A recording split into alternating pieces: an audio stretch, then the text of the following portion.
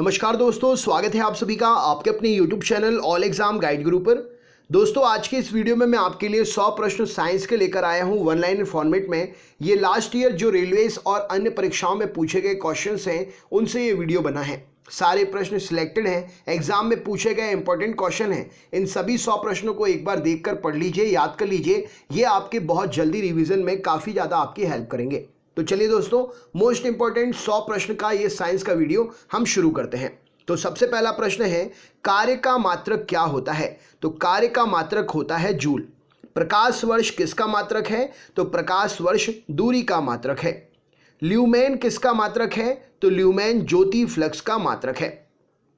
Next question देख लेते हैं, क्यूरी किसकी इकाई होती है? तो क्यूरी रेडियो एक्टिव धर्मिता की इकाई होती है। क्यूरी किसकी इकाई का नाम है? तो रेडियो एक्टिव धर्मिता की इकाई का नाम है क्यूरी। पदार्थ के संवेग और वेग के अनुपात से कौन सी भौतिक राशि प्राप्त होती है? तो पदार्थ के वेग और संवेग के अनुपात से द्रव्यमान प्राप्त होता है। जल में तैरना न्यूटन की गति के किस नियम के कारण संभव है? तो जल में तैरना न्यूटन की गति के तीसरे नियम के कारण संभव है। रॉकेट की कार्य प्रणाली किस सिद्धांत पर आधारित होती है? तो रॉकेट की कार्य प्रणाली संवेग संरक्षण के नियम पर आधारित होती है। अश्व यदि एकाएक चलना प्रारंभ कर दे तो अश्वारोही के गिरने की आशंका का कारण क्या है? तो अश्व यदि एकाएक चलना प्रारंभ कर दे तो अश्वारोही विश्राम के जड़त्व के कारण गिर पड़ता है। कालीन की सफाई के लिए यदि उसे छड़ी से पीटा जाए तो उसमें कौन सा नियम लागू होगा? तो कालीन की सफाई के लिए यदि उसे छड़ी से पीटा जाए तो गति का पहला नियम उस पर लागू होगा। समुद्र में तैरते हुए प्लवन करते हुए आइसबर्ग का कितना भाग समुद्र की सतह से ऊपर रहता है? तो समुद्र में तैरते प्लवन करते हुए बर्फ के बड़े हिमखंड का 1/10 भाग समुद्र सतह से ऊपर रहता है। अगला प्रश्न, प्रकाश वोल्टीय सेल के प्रयोग से सौर सेल का रूपांतरण किसके उत्पादन होता है? तो प्रकाश वोल्टीय सेल से उसका प्रयोग करके सौर ऊर्जा का रूपांतरण प्रकाशीय ऊर्जा में करते हैं, यानी कि सौर ऊर्जा को प्रकाश वोल्टीय सेल से प्रकाशीय ऊर्जा में कन्वर्ट कर देते हैं। स्वचालित वाहनों में द्रवचलित ब्रेकों का इस्तेमाल वस्तुतः किस नियम का सीधा अनुप्रयोग होता है? तो स्वचालित वाहनों में द्रवचलित ब्रेकों का जो इस्तेमाल होता है वो पास्कल के नियम के तहत होता है। नेक्स्ट क्वेश्चन देखते हैं, जब दूध को प्रबल ढंग से मथा जाता है तो उसमें क्रीम किस कारण से अलग हो जाती है? तो जब दूध को प्रबल ढंग से मथा जाता है तो अपकेंद्रीय बल के कारण क्रीम जो है उससे अलग हो जाती है। जेट इंजन किसके संरक्षण के सिद्धांत पर काम करता है? तो जेट इंजन रैखिक संवेग संरक्षण के सिद्धांत पर काम करता है। किसी तुल्यकारी उपग्रह की पृथ्वी की सतह से ऊंचाई लगभग कितनी होती है? तो किसी तुल्यकारी उपग्रह की पृथ्वी सतह से ऊंचाई लगभग 36,000 किलोमीटर होती है। पृथ्वी के गुरुत्वाकर्षण का कितना भाग चंद्रमा के गुरुत्वाकर्षण के सबसे नजदीक है? तो पृथ्वी के गुरुत्वाकर्षण का 1/6 भाग चंद्रमा के गुरुत्वाकर्षण के सबसे नजदीक है। वर्षा की बूंद का आकार गोलाकार किस कारण से हो जाता है? तो वर्षा की बूंद का आकार गोलाकार पृष्ठ तनाव के कारण हो जाता है। कपूर के छोटे छोटे टुकड़े जल की सतह पर क्यों नाचते हैं? तो कपूर के छोटे छोटे टुकड़े जल की सतह पर पृष्ठ तनाव के कारण नाचते हैं। पानी में लोहे की सुई डूब जाती है लेकिन जहाज तैरता रहता है, यह किस सिद्धांत पर आधारित है? तो पानी में लोहे की सुई डूब जाती है लेकिन जहाज तैरता रहता है, यह आर्किमिडीज के सिद्धांत के कारण हो पाता है। आर्किमिडीज का नियम किससे संबंधित है? तो आर्किमिडीज का नियम प्लवन या उत्प्लवन या तैरने के नियम से संबंधित है। गुरुत्वाकर्षण के सार्वभौमिक नियम का प्रतिपादन किसने किया? तो गुरुत्वाकर्षण के सार्वभौमिक नियम का प्रतिपादन न्यूटन ने किया था। कौन सा 1 केजी द्रव्यमान के पिंड पर कार्यशाली पृथ्वी के गुरुत्वाकर्षण का सही मान है? तो 1 केजी द्रव्यमान के बराबर होता है 9.8 न्यूटन। 1 हॉर्स पावर कितने वॉट के बराबर होता है? तो 1 हॉर्स पावर 746 वॉट के बराबर होता है। लोहे की सुई पानी की सतह पर किस कारण से तैरती रहती है? तो लोहे की सुई पानी की सतह पर पृष्ठ तनाव के कारण तैरती रहती है। एक गेंद क्षैतिज से कितने कोण पर फेंकें कि वह अधिकतम दूरी तक जाए? तो एक गेंद को क्षैतिज से 45 डिग्री के कोण पर अगर आप फेंकते हैं तो वो अधिकतम दूरी तय करेगी। गोला वगैरह जो फेंकते हैं फिजिकल की प्रैक्टिस करने के लिए उसको 45 के एंगल से ही फेंकते हैं, तो गोला आपका ज़्यादा दूर तक जाकर गिरता है। किसने न्यूटन से पूर्व ही बता दिया था कि सभी वस्तुएं पृथ्वी की ओर गुरुत्वाकर्षित होती हैं? तो ब्रह्मगुप्त जी ने यह पहले ही बता दिया था न्यूटन जी से पहले कि सभी वस्तुएं पृथ्वी की ओर गुरुत्वाकर्षित होती हैं। क्रिकेट की गेंद को किस कोण से मारा जाए कि वह अधिकतम दूरी तय कर सके? तो 36 से 45 डिग्री के कोण पर अगर क्रिकेट की गेंद को मारा जाता है तो वो अधिकतम दूरी तय करेगी। ऊष्मा एक प्रकार की ऊर्जा है जिसे कार्य में बदला जा सकता है। इसका प्रत्यक्ष प्रमाण सबसे पहले किसने दिया? तो ऊष्मा एक ऊर्जा है जिसे कार्य में बदला जा सकता है। इसका प्रत्यक्ष प्रमाण सबसे पहले रमफोर्ड जी ने दिया, वैज्ञानिक जी ने दिया। अगला प्रश्न है, किस वैज्ञानिक ने सर्वप्रथम बर्फ के दो टुकड़ों को आपस में घिसकर पिघला दिया था? तो डेवी नाम के वैज्ञानिक ने सर्वप्रथम बर्फ के दो टुकड़ों को आपस में घिसकर पिघला दिया था। वाष्प इंजन में उबलते हुए जल का तापमान किस कारण से उच्च हो सकता है? तो बॉयलर के अंदर उच्च दाब जो होता है उसके कारण वाष्प इंजन में उबलते हुए जल का तापमान जो है उच्च हो सकता है। ताप युग्म तापमापी थर्मोकपल थर्मोमीटर जो है किस सिद्धांत पर काम करता है? तो थर्मोकपल थर्मोमीटर जो है सीबेक के प्रभाव पर काम करता है। पूर्ण विकिरण उत्तापमापी टोटल रेडिएशन पायरोमीटर किस सिद्धांत पर काम करता है? तो टोटल रेडिएशन पायरोमीटर पूर्ण विकिरण उत्तापमापी जो है स्टीफन के नियम पर काम करता है। दूर की वस्तुओं को जैसे सूर्य आदि का ताप किस तापमापी के द्वारा मापा जाता है? तो दूर की वस्तु जैसे सूर्य आदि का तापमान पूर्ण विकिरण उत्तापमापी के द्वारा मापा जाता है। कितना तापमान होने पर पाठ्यांक सेल्सियस और फ़ारेनहाइट दोनों में एक समान होगा? तो -40 डिग्री टेम्परेचर होने पर पाठ्यांक सेल्सियस और फ़ारेनहाइट दोनों में ही समान होगा। सेल्सियस पैमाने पर 0 डिग्री फ़ारेनहाइट स्केल के कितने डिग्री के बराबर होगा? तो सेल्सियस पैमाना 0 डिग्री फ़ारेनहाइट के 32 डिग्री के बराबर होगा। मानव शरीर का तापमान 98.6 डिग्री फ़ारेनहाइट है। सेल्सियस स्केल पर इसका तापमान कितना रहेगा? तो मानव शरीर का तापमान 98.6 डिग्री फ़ारेनहाइट है, तो सेल्सियस पर 37 डिग्री सेल्सियस होगा। अति लघु समय अंतराल को सही मापने के लिए किसका प्रयोग करते हैं? तो अति लघु समय अंतराल को सही मापने के लिए परमाणु घड़ियों का प्रयोग करते हैं। मनुष्य का तापक्रम, एक मनुष्य का तापक्रम 60 डिग्री सेंटीग्रेड है, उसका तापक्रम फ़ारेनहाइट पर क्या होगा? तो मनुष्य का तापक्रम 60 डिग्री सेंटीग्रेड है, तो उसका तापक्रम फ़ारेनहाइट पर 140 डिग्री फ़ारेनहाइट होगा। पानी का घनत्व किस तापमान पर अधिक होता है? तो 4 डिग्री सेंटीग्रेड पर पानी का घनत्व अधिकतम होता है। साइकिल के ट्यूब अधिकांशतः गर्मियों में क्यों फटते हैं? तो गर्मी के कारण जो है हवा में प्रसार होता है, जिसके कारण ट्यूब फूलकर फट जाते हैं। किसी झील की सतह का पानी बस जमने ही वाला है, अधः स्थल पर यानी कि झील की तली की सतह के नीचे पानी का तापमान क्या रहेगा? तो तली की सतह के नीचे जल का तापमान जो है 4 डिग्री सेंटीग्रेड ही रहेगा। ऊष्मा के संचरण की किस विधि में पदार्थ के एक अणु जो है एक स्थान से दूसरे स्थान तक स्वयं नहीं जाते हैं? तो ऊष्मा के संचरण की चालन जो विधि होती है उसमें पदार्थ के एक अणु एक स्थान से दूसरे स्थान तक स्वयं नहीं जाते हैं।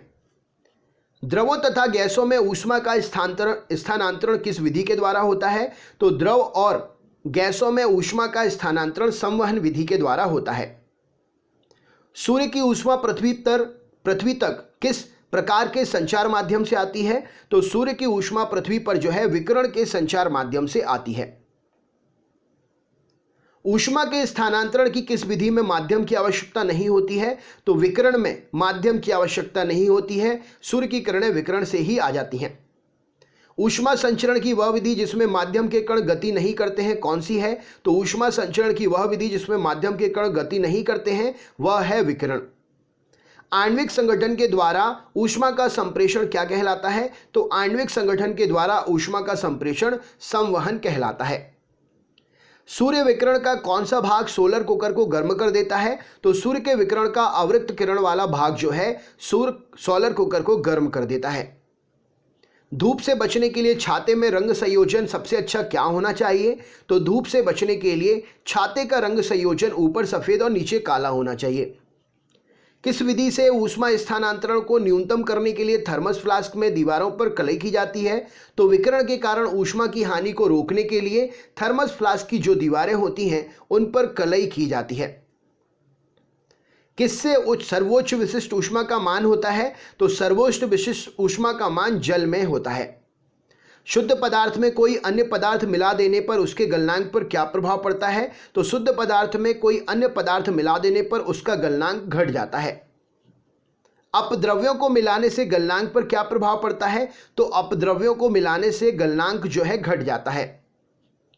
चावल को पकाने में कहां पर अधिक समय लगेगा? तो चावल को माउंट एवरेस्ट पर पकाने में अधिक समय लगेगा। किसी द्रव का उसके क्वथनांक से पूर्व उसके वाष्प में बदलने की प्रक्रिया क्या कहलाती है? तो किसी द्रव का उसके क्वथनांक से पूर्व वाष्प में बदलने की प्रक्रिया वाष्पीकरण कहलाती है। आंतरिक ऊर्जा की संकल्पना ऊष्मागतिकी के किस नियम से मिलती है? तो आंतरिक ऊर्जा की संकल्पना ऊष्मागतिकी के प्रथम नियम से मिलती है। ऊष्मागतिकी का प्रथम नियम किस अवधारणा की पुष्टि करता है? तो ऊष्मागतिकी का प्रथम नियम ऊर्जा संरक्षण की पुष्टि करता है। किस बिंदु पर फ़ारेनहाइट तापक्रम सेंटीग्रेड तापक्रम का दोगुना हो जाएगा? तो 160 डिग्री फ़ारेनहाइट वो तापक्रम है जिस पर फ़ारेनहाइट सेंटीग्रेड का दुगना हो जाएगा। किसी वस्तु की विशिष्ट ऊष्मा किस पर निर्भर करती है? तो किसी भी वस्तु की विशिष्ट ऊष्मा पिंड के द्रव्यमान पर, पिंड के द्रव्य पर निर्भर करती है। सेल्सियस में माप का कौन सा तापक्रम 300 केल्विन के बराबर होगा? तो सेल्सियस में 27 degree Celsius 27 degree Celsius 300 kelvin के बराबर होगा। ब्लैक बॉडी किसकी विकिरण को अवशोषित कर सकती है? तो ब्लैक बॉडी केवल उच्च तरंग दैर्ध्य को ही अवशोषित कर सकती है। शीत ऋतु के दिनों में हम मौसम किस प्रकार का होने पर ज़्यादा ठंड महसूस करते हैं? तो शीत ऋतु के दिनों में हम मौसम साफ होने पर ज़्यादा ठंड का महसूस करते हैं। मिट्टी के घड़े में किस क्रिया के कारण जल ठंडा रहता है? तो मिट्टी के घड़े में वाष्पीकरण की क्रिया के कारण जल ठंडा रहता है। पराश्रव्य तरंगों को सबसे पहले किसने सीटी बजाकर उत्पन्न किया? तो पराश्रव्य तरंगों को गॉल्टन ने सबसे पहले सीटी बजाकर उत्पन्न किया था। ध्वनि का तारत्व किस चीज पर निर्भर करता है? तो ध्वनि का तारत्व जो है आवृत्ति पर निर्भर करता है। विमानों के आंतरिक भागों की सफाई में किसका उपयोग करते हैं? तो विमानों के आंतरिक भागों की सफाई में पराश्रव्य तरंगों का प्रयोग करते हैं। मनुष्य को ध्वनि कंपन की अनुभूति किस आवृत्ति सीमा पर होती है? तो 20 से 20,000 हर्ट्ज तक की ध्वनि जो है मनुष्य आसानी से सुन सकता है। लगभग 20 डिग्री सेल्सियस तापक्रम पर किस माध्यम में ध्वनि की गति अधिकतम होगी? तो ध्वनि की गति अधिकतम ठोस में होती है और लोहे में। इसका आंसर सही उत्तर हो जाएगा यहाँ पर जो है। ध्वनि के किस लक्षण के कारण कोई ध्वनि मोटी या पतली हो सकती है? तो ध्वनि के तारत्व पिच के कारण, पिच जो गुण है, तारत्व जो लक्षण है, उसके कारण कोई ध्वनि मोटी या पतली हो सकती है। किसके द्वारा सबसे अधिक प्रदूषण होता है? तो हवाई जहाज की उड़ान भरने के कारण सबसे अधिक ध्वनि प्रदूषण होता है। कौन सी प्रक्रिया प्रकाश और ध्वनि दोनों में घटित नहीं होती है? तो ध्रुवण की घटना जो है प्रकाश और ध्वनि दोनों में ही घटित नहीं होती है।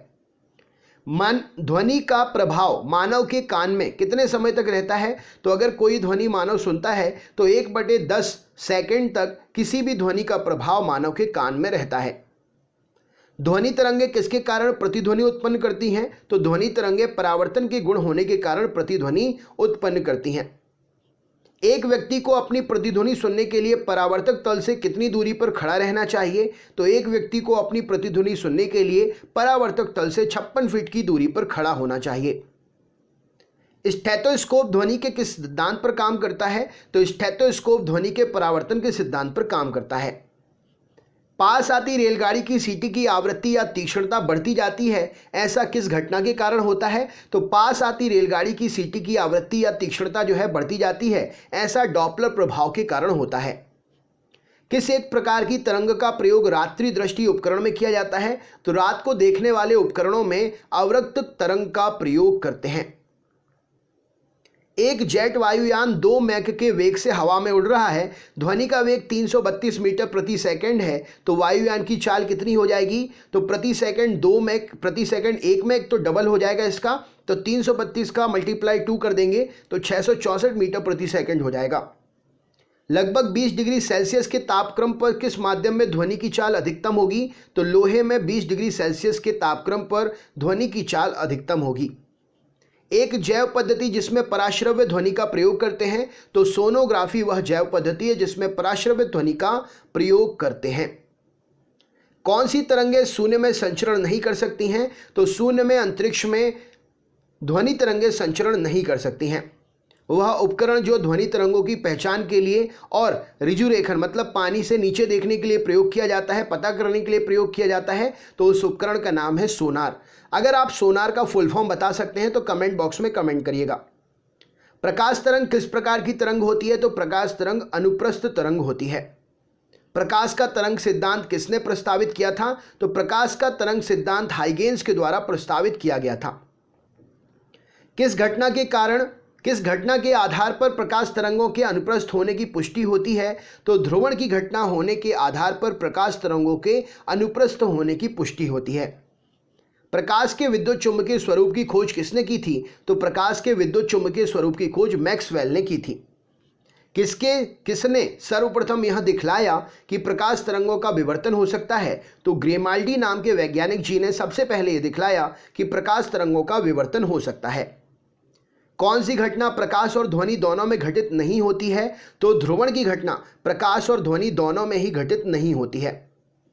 कौन सा सिद्धांत प्रकाश के तरंग प्रकृति की पुष्टि करता है? तो व्यतिकरण का सिद्धांत प्रकाश के तरंग प्रकृति की पुष्टि करता है। चंद्रमा से पृथ्वी तक आने में प्रकाश को कितना समय लगता है? तो 1.3 सेकंड का समय लगता है चंद्रमा से प्रकाश पृथ्वी तक आने में।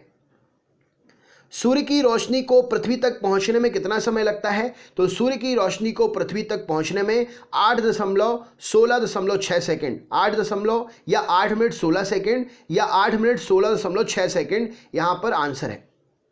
वायु में प्रकाश की गति कितनी होती है?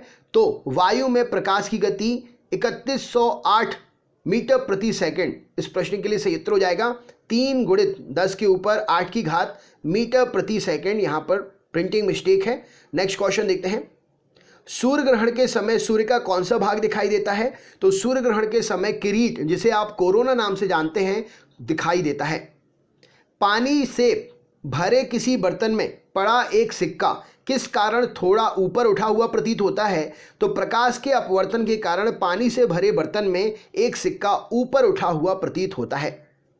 पानी में डुबोई एक छड़ किस समृद्धि के कारण मुड़ी हुई प्रतीत होती है? तो प्रकाश के अपवर्तन के कारण पानी में डूबी हुई छड़ी जो है थोड़ी मुड़ी हुई प्रतीत होती है।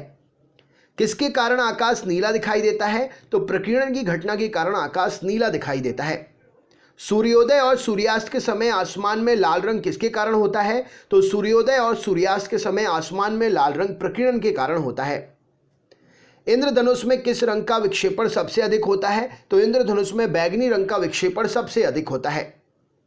सूखा बालू चमकीला क्यों दिखाई देता है जबकि गीला बालू द्युतिहीन दिखाई देता है? तो सूखा बालू इसके परावर्तन के कारण चमकीला दिखाई देता है।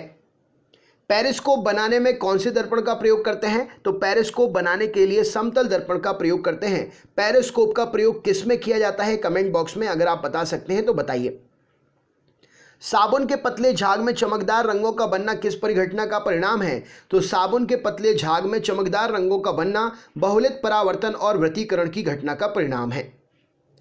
पिछली साइड के ट्रैफिक को देखने के लिए, मतलब जो ड्राइवर गाड़ी चला रहा है और ड्राइवर गाड़ी चलाते समय अपने पीछे वाले ट्रैफिक को देखने के लिए अपने सामने जो दर्पण लगाए रहता है वो कौन सा दर्पण होता है? तो वो उत्तल दर्पण होता है।